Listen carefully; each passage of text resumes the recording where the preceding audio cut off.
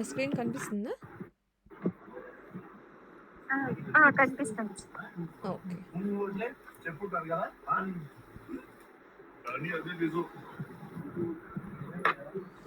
Okay. మొన్న last క్లాస్‌లో మనం లెవెల్స్ ఆఫ్ టెస్టింగ్ చూసాము. గుర్తుందా? Unit testing, integration testing, system testing.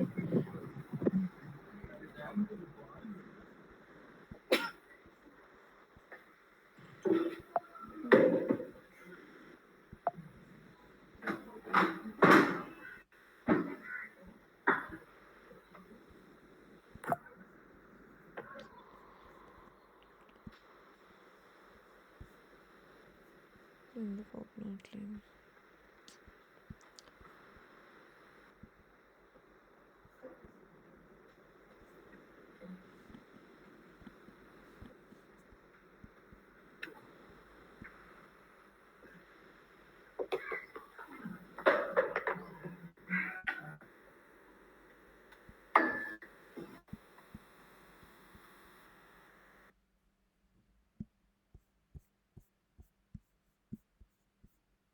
So, మనం last time 4 levels of testing చూసాం కదా! సో, యూనిట్ టెస్టింగ్ అంటే ఓన్లీ డెవలపర్స్ చేసే టెస్టింగ్‌ని యూనిట్ టెస్టింగ్ అని అంటాము. వాళ్ళేం రాసుకున్నారో చెక్ చేసుకుంటారు. ఇంటిగ్రేషన్ టెస్టింగ్‌లో డెవలపర్స్ అండ్ టెస్టర్స్ చేస్తారు. వాళ్ళు రాసుకున్న దాంతో పాటు వేరే దాన్ని కంబైన్ చేసినప్పుడు ఎలా వర్క్ చేస్తుంది అనేది చెక్ చేసుకుంటారు. సిస్టమ్ టెస్టింగ్‌లో మొత్తం ఎండ్ టు ఎండ్ అప్లికేషన్ మొత్తం స్టార్టింగ్ నుండి ఎండింగ్ వరకు ఎలా పనిచేస్తుంది అనేది సిస్టమ్ టెస్టింగ్లో చేస్తారు. అది ఓన్లీ క్యూఏ టెస్టర్స్ చేస్తారు. అది మనం సో ఇప్పుడు యూనిట్ టెస్టింగ్లో ఉన్న టైప్స్ని ఏమంటున్నాము, వైట్ బాక్స్ టెస్టింగ్ అని అంటున్నాం. ఎందుకంటే వాళ్ళు కోడ్ చూసి దానిలో ఏం మిస్టేక్స్ ఉన్నాయని కనిపెడుతున్నారని. అదే సిస్టమ్ టెస్టింగ్లో వచ్చేసరికి మనం దాన్ని బ్లాక్ బాక్స్ టెస్టింగ్ అని అంటున్నాము. బికాజ్ మనం దానిలోని కోడ్ చూడకుండా జస్ట్ అప్లికేషన్ వస్తుంది. ఆ అప్లికేషన్లో మనం ఏదైనా డేటా ఎంటర్ చేసి హిట్ చేసో క్లిక్ చేసో మూవ్ చేసి మనం వెరిఫై చేస్తున్నాం. సో కోడ్ వైపు చూడకుండా అప్లికేషన్ని చూసి టెస్ట్ చేస్తున్నాం కాబట్టి దాన్ని బ్లాక్ బాక్స్ టెస్టింగ్ అని అంటున్నారు. సో ఇప్పుడు ఈ రెండు టెస్టింగ్లో డిఫరెంట్ టైప్స్ ఉన్నాయి కదా. వైట్ బాక్స్ టెస్టింగ్ టెక్నిక్స్ ఉన్నాయి, బ్లాక్ బాక్స్ టెస్టింగ్ చేయడానికి కూడా టెక్నిక్స్ ఉన్నాయి. సో ఇవాళ ఆ రెండు టెక్నిక్స్ నేర్పిస్తాను.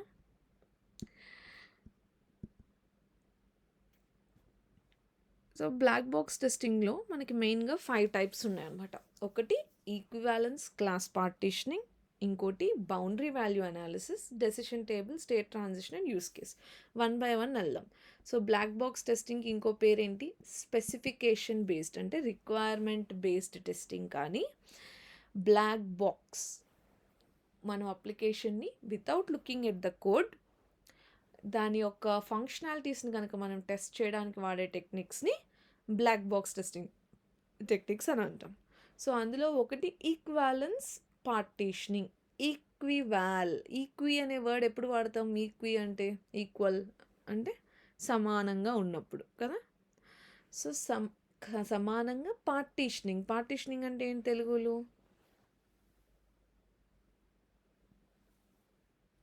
రెండు భాగాలుగా సపరేట్ చేయడం. So equal parts, equivalence partitioning అంటే ఈక్వల్ పార్ట్స్గా డివైడ్ చేయడం. సో దాన్ని ఎలా చేస్తామంట, ఇప్పుడు మనము ఇమాజిన్ ఒక ఏజ్ ఫీల్డ్ ఉంది, లేకపోతే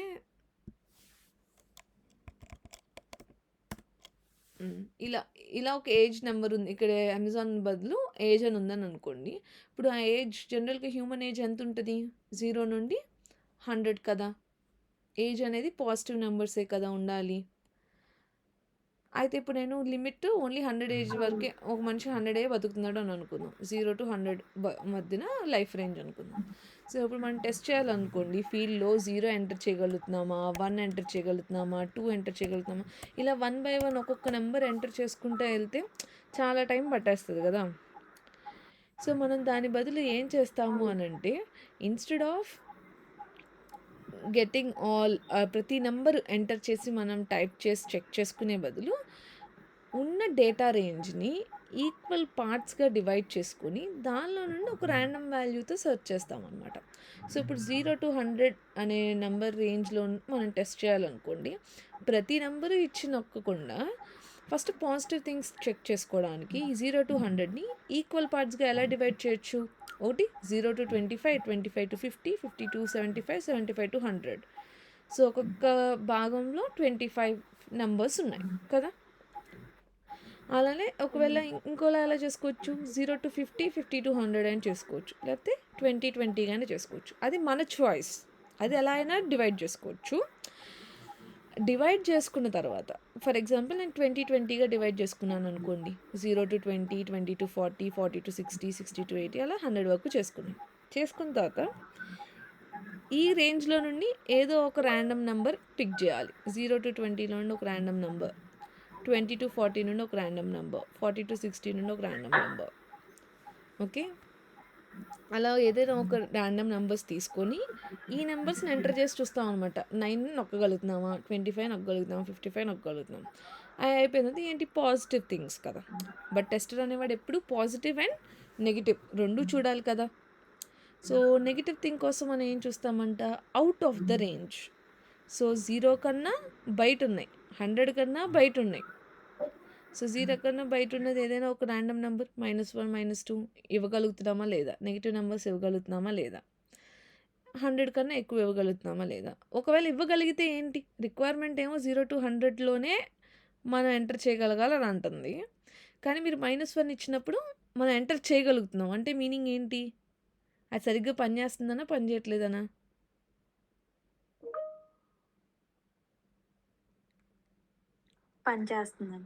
పనిచేస్తుందనా? ఇప్పుడు నా రిక్వైర్మెంట్ ఏంటి? 0 నుండి 100 లోపలే నేను ఎంటర్ చేయగలగాలి. కానీ నేను -1 ఎంటర్ చేయగలుగుతుంది అనుకోండి. -1 అని ఇలా ఎంటర్ చేయగలుగుతున్నాను అనుకోండి. ఏజ్ ఎవరికైనా మైనస్లో ఉండిద్దా? లేదు, ఉండదు. సో అప్పుడు మరి నేను మైనస్ ఇస్తే అది కరెక్ట్గా పనిచేస్తున్నట్టా? లేదు, చేయనట్టు కదా. సో అప్పుడు మనం ఏం చేయాలి? యూ హ్యావ్ ఫౌండ్ ఇప్పుడు ఏదైనా సరే మనం ఎక్స్పెక్ట్ చేసినట్టు ఫంక్షన్ చేయకపోతే సాఫ్ట్వేర్లో మనం దాన్ని ఏమంటామని చెప్పాను?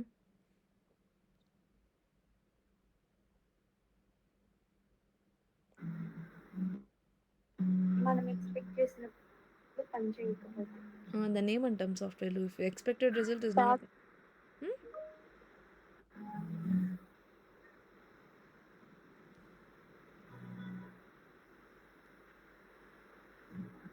డిఫెక్ట్. సో మనం టెస్టర్స్గా మనం కనిపెట్టాల్సింది ఏంటి? We have to find defects. ఏది సరిగ్గా పని చేయట్లేదు, అనుకున్నట్టుగా ఏది పని చేయట్లేదు అనేది ఫైండ్ చేయడమే మన డ్యూటీ కదా. So when ever the expected result is not matching with your actual result, you can term it as a defect. Okay, so ఈ సిచ్యుయేషన్లో ఒకవేళ మనం -1 కానీ 101 కానీ ఇస్తుంటే అది ఎంటర్ అయిపోతుంటే అది మనం అనుకున్నట్టు పని చేయట్లేదు. మనం ఏమనుకుంటున్నాం? ఓన్లీ 0-100 దానిలో ఎంటర్ అవ్వాలని అనుకుంటున్నాం. కానీ -1, 101 ఇచ్చినా కూడా ఎంటర్ అవుతుంటే ఇట్స్ నాట్ వర్కింగ్. అప్పుడు మనం ఏం చేయాలి? డెవలపర్స్కి వెళ్ళి చెప్పాలి, అరే బాబు please fix the code. So we have to raise the defect అంటే వాళ్ళని ఇన్ఫార్మ్ చేయడం అనమాట. సో ఎలా డిఫెక్ట్ రైజ్ చేస్తాము అనేది నెక్స్ట్ క్లాసెస్లో చూపిస్తాను. ఓకే, ఇది ఒకటి. సో ఎప్పుడైనా డేటా రేంజ్లో మనం టెస్ట్ చేయాల్సి వచ్చినప్పుడు ఈ టెక్నిక్స్ వాడుకోవచ్చు. ఒకటి ఈక్వాలెన్స్ క్లాస్ పార్టిషనింగ్, ఇంకోటి వచ్చి బౌండరీ వాల్యూ ఎనాలిసిస్. బౌండరీ అంటే ఏంటి? ఎడ్జెస్ కదా. సో ఎడ్జెస్లో మనం టెస్ట్ చేస్తున్నాం అనమాట.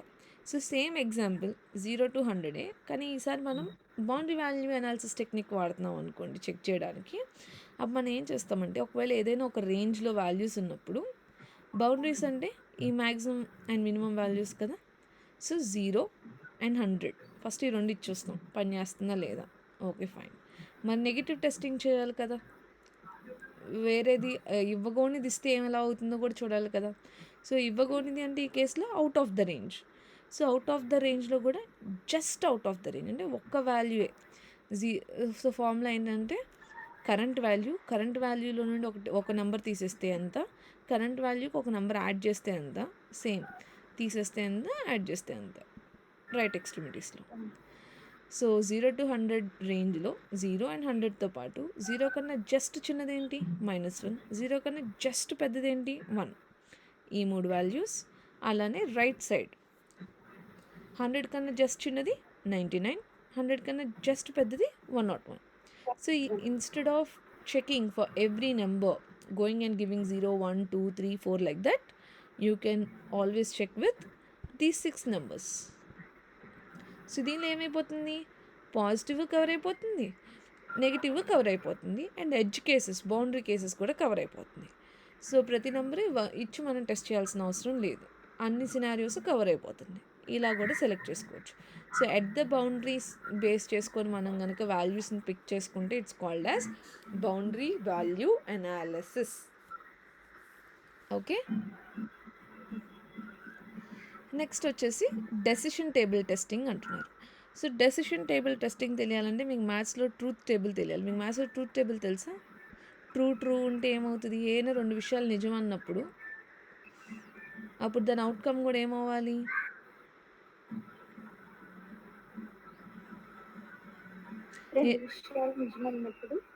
ఇప్పుడు చూడండి, నేను స్కూల్కి వెళ్తున్నాను, నేను స్కూల్కి నడుచుకొని వెళ్తున్నాను, ఈ 2 విషయాలు చెప్పాను. ఓకే, అప్పుడు నేను వెళ్తున్నానా లేదా స్కూల్కి?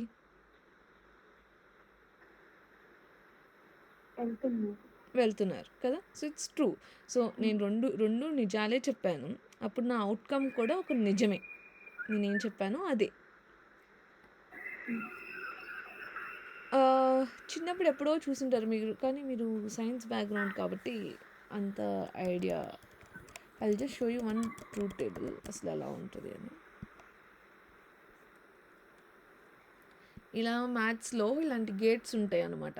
సో 0 అంటే ఫాల్స్ అని, 1 అంటే ట్రూ అని. సో 2 జీరోస్ అంటే 2 అబద్ధాలే అనుకోండి, 2 ఫాల్స్ స్టేట్మెంట్స్ అయితే అవుట్కమ్ కూడా ఫాల్స్. రెండిట్లో ఎండ్ టేబుల్, ఎండ్ అంటే ఏంటి, 2 జరగాలి, 2 నిజమే ఉండాలి. సో ఇందులో ఒకళ్ళు 0 ఉంది, ఒకటి 1 ఉంది, కానీ ఇక్కడ ఎండ్ అంటున్నాం. మనం ఎండ్ అంటే ఏం ఎక్స్పెక్ట్ చేస్తాము, 2 కూడా మ్యాచ్ అయితేనే అది ట్రూ అవ్వాలి. ఓకేనా. సో ఇక్కడ ఒకటి 0, ఒకటి 1 ఉంది కాబట్టి ఫాల్స్, ఇక 1, 0 ఉంది కాబట్టి ఫాల్స్. 2 నిజాలైనప్పుడే ట్రూ. సో వీటిని మనం ట్రూత్ టేబుల్స్ అని అంటాం. ఇలానే మనకి డెసిషన్ టేబుల్ ఉంటుంది. సో డెసిషన్ టేబుల్ మనకి ఏం హెల్ప్ చేస్తుంది అంటే,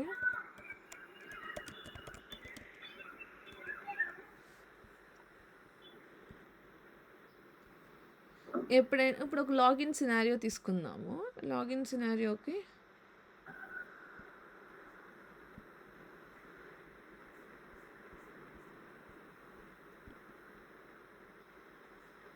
ట్రూత్ టేబుల్ రాస్తున్నాడు వీడు. ఓకే, సో ఇప్పుడు ఇక్కడ ఏమంటున్నాడు అంటే, కండిషన్స్ ఏమిచ్చాడు, యూజర్ అనేవాడు వ్యాలిడ్ ఈమెయిల్ అడ్రస్ ఇస్తున్నాడా, ఇచ్చిన ఈమెయిల్ అడ్రస్ మన డేటాబేస్లో ఉందా, యూజర్ బ్లాక్ అయి ఉన్నాడా లేదా. ఒకవేళ బ్లాక్ అవ్వకపోయి ఉంటే వ్యాలిడ్ అండ్ కరెక్ట్ పాస్వర్డ్ ఇస్తున్నాడా, ఈమెయిల్ అడ్రస్ అండ్ పాస్వర్డ్ కరెక్ట్గా ఉందా లేదా. సో ఈమెయిల్ అడ్రస్ కరెక్ట్గా ఉందా, పాస్వర్డ్ కరెక్ట్గా ఉందా, ఇచ్చిన ఈమెయిల్ అడ్రస్ మన దగ్గర స్టోర్ అయి ఉందా, యూజర్ బ్లాక్ అయ్యి లేడా. ఈ 4 విషయాల మీద మనం ఏం చేయాలి అనేది డిసైడ్ అయ్యి ఉండిద్ది. సో ఇప్పుడు అసలు యూజర్ వ్యాలిడ్ ఈమెయిల్ అడ్రస్సే ఇవ్వలేదు, ఆ ఇచ్చిన ఈమెయిల్ అడ్రస్ అసలు మన దగ్గర స్టోర్ అయ్యే లేదు, యూజర్ బ్లాక్ అయ్యి లేడు, అసలు ఇచ్చిన పాస్వర్డ్ తప్పిచ్చాడు. సో ఏది మ్యాచ్ అవ్వట్లేదు. అప్పుడు యూజర్ లాగిన్ అవ్వాలా, యూజర్ నేమ్ అండ్ పాస్వర్డ్ అసలు కరెక్టే లేవు, అప్పుడు లాగిన్ అవ్వగలుగుతాడా, అవ్వకూడదు కదా. సో అప్పుడు మనం ఏం చెప్తాము, that user should be displayed with an error message, login అవ్వకూడదు, ఎర్రర్ మెసేజ్ కనిపించాలి యూజర్కి. సో ట్రూ, మనకేం కనిపించాలి, ఎర్రర్ మెసేజ్ కనిపించాలి కాబట్టి ఇక్కడ 1 పెట్టారు. అలానే ఇక్కడ చూస్తే వ్యాలిడ్ ఈమెయిల్ అడ్రస్ మాత్రమే ఇచ్చాడు, మిగిలిన ఏ కరెక్ట్ ఇన్ఫర్మేషన్ ఇవ్వలేదు. అన్నీ మ్యాచ్ అయితేనే కదా మనకి లాగిన్ అవ్వాలి. సో అందుకని ఇక్కడ కూడా ఎర్రర్ మెసేజ్ రావాలి, లాగిన్ అవ్వకూడదు. అలానే డిఫరెంట్ కాంబినేషన్స్ ఏవైతే, ఏదో ఒక్కొక్కటే అయితే సరిపోదు, అన్నీ అవ్వాలి కదా. సో ఇప్పుడు అన్నీ అయ్యే సిచ్యుయేషన్ చూద్దాం. సో వ్యాలిడ్ యూజర్ నేమ్ ఇస్తున్నాడు, ఓకే, ఈమెయిల్ అడ్రస్ మన దగ్గర ఉంది, కానీ యూజర్ బ్లాక్ అయి ఉన్నాడు. బ్లాక్ అయి ఉన్న యూజర్ లాగిన్ అవ్వచ్చా, అవ్వకూడదు. అండ్ మనం పాస్వర్డ్ కూడా కరెక్ట్ ఇచ్చాం, యూజర్ నేమ్ కరెక్ట్ ఇచ్చాం, పాస్వర్డ్ కరెక్ట్ ఇచ్చాం, ఈమెయిల్ అడ్రస్ ఆల్రెడీ రిజిస్టర్డే ఆ యూజర్, కానీ యూజర్ బ్లాక్డ్ స్టేటస్లో ఉన్నాడు కాబట్టి లాగిన్ అవ్వకూడదు, అందుకని ఎర్రర్ మెసేజ్ చూపిస్తుంది. అదే యూజర్ రైట్ యూజర్ నేమ్ ఇస్తున్నాడు, రైట్ పాస్వర్డ్ ఇస్తున్నాడు, మన దగ్గర స్టోర్ అయి కూడా ఉంది, అండ్ యూజర్ బ్లాక్డ్ యూజర్ కాదు, నార్మల్ యూజరే, అప్పుడు యూజర్ ఏమవ్వాలి? బ్లాక్డ్ యూజర్ కాదు, అప్పుడు కూడా రాంగ్ కాదు, బ్లాక్ అయ్యలేడు కదా. యూజర్ ఇస్ బ్లాక్డ్ అంటే ఏంటి?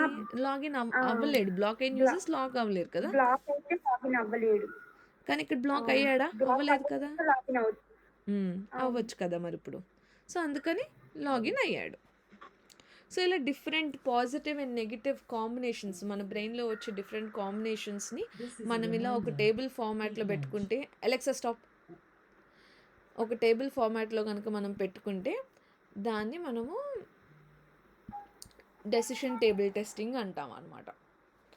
బికాజ్ మనం బోత్ పాజిటివ్ అండ్ నెగిటివ్గా టెస్ట్ చేయాలి కదా. సో చాలా ఫీల్డ్స్ ఉన్నప్పుడు ఇలా ట్రూత్ టేబుల్ రాసుకుంటే ఏంటంటే ఈజీగా మనం కనిపెట్టచ్చు ఏది కరెక్ట్ ఏది రాంగ్ అనేది.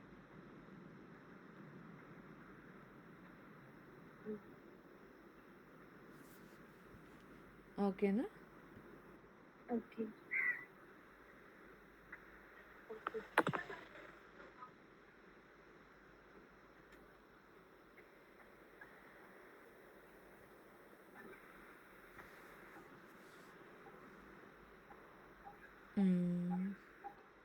అదొకటి. And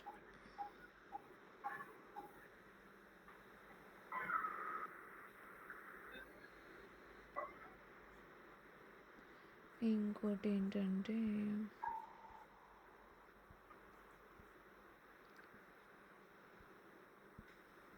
state transition testing. So state transition testing ఇంకొంచెం బ్రెయిన్ పెట్టాలి మనం.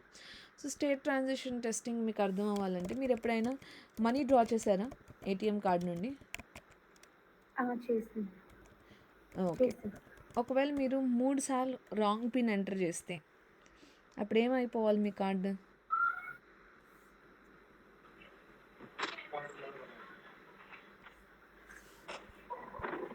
మీరు 3 సార్లు రాంగ్ ఎంటర్ చేసిన తర్వాత కూడా మీరు ఇంకా డబ్బులు తీసుకోగలగాలా?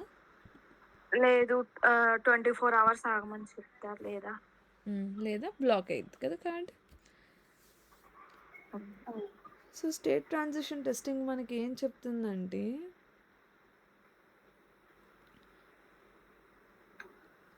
మనము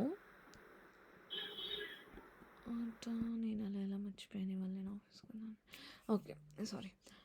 స్టేట్ ట్రాన్సిషన్ టెస్టింగ్లో మనము డిఫరెంట్ స్టేట్స్ చూడాలన్నమాట. లైక్ పాజిటివ్ నుండి నెగిటివ్ వరకు. ఒక పాజిటివ్ ఏంటి, ఇప్పుడు మీరు ఏటీఎంకి వెళ్ళారు, ఏటీఎంకి వెళ్ళి మీ కార్డ్ ఇన్సర్ట్ చేశారు. సో కార్డ్ ఇన్సర్ట్ చేయగానే మీరు రైట్ పిన్ కొట్టారనుకోండి, మీరు మీ అకౌంట్ ఓపెన్ చేసుకొని మీ డబ్బులు డ్రా చేసుకోవచ్చు. అది వన్ సినారియో కదా. సో ఒక స్టేట్ ఏం చెప్తుంది ఇక్కడ, కార్డ్ ఇన్సర్ట్ చేసాం, పిన్ ఎంటర్ చేసాం, కరెక్ట్ పిన్ ఎంటర్ చేస్తే ఓకే అకౌంట్కి యాక్సెస్ వచ్చేయాలి, అది one state.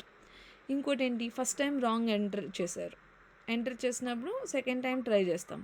So second time కనుక మనం రైట్ ఎంటర్ చేసామనుకో అకౌంట్కి యాక్సెస్ వచ్చేయాలి. సో ఇది మన సెకండ్ ఫ్లో. అలానే థర్డ్ టైం రైట్ ఎంటర్ చేస్తే ఓకే, కానీ థర్డ్ టైం కూడా మనం రాంగ్ ఎంటర్ చేసామనుకోండి అప్పుడు మన అకౌంట్ అనేది బ్లాక్ అయిపోవాలి. సో ఈ డిఫరెంట్ ఫ్లోస్ ఇలా ఒకసారి చెక్ చేయడం, సెకండ్ టైం రాంగ్ ఇచ్చి చెక్ చేయడం, థర్డ్ టైం రాంగ్ ఇచ్చి చెక్ చేయడం, థర్డ్ టైం తర్వాత కూడా రాంగ్ ఇచ్చి చెక్ చేయడం, ఇలా 4 కేసెస్ వచ్చినాయి కదా. సో ఇలా డిఫరెంట్ స్టేట్స్ యూజర్ జర్నీని కనుక మనము వెరిఫై చేస్తుంటే దాన్ని స్టేట్ ట్రాన్సిషన్ టెస్టింగ్ అని అంటారు. ఓకేనా? ఈ టెక్నిక్స్ వీటన్నిటి పేరేంటి? Black box testing techniques.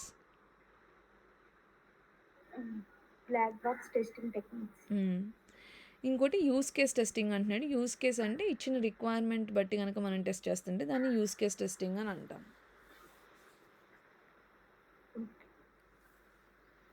ఓకేనా? అది ఇవాళకి ఇది చాలు.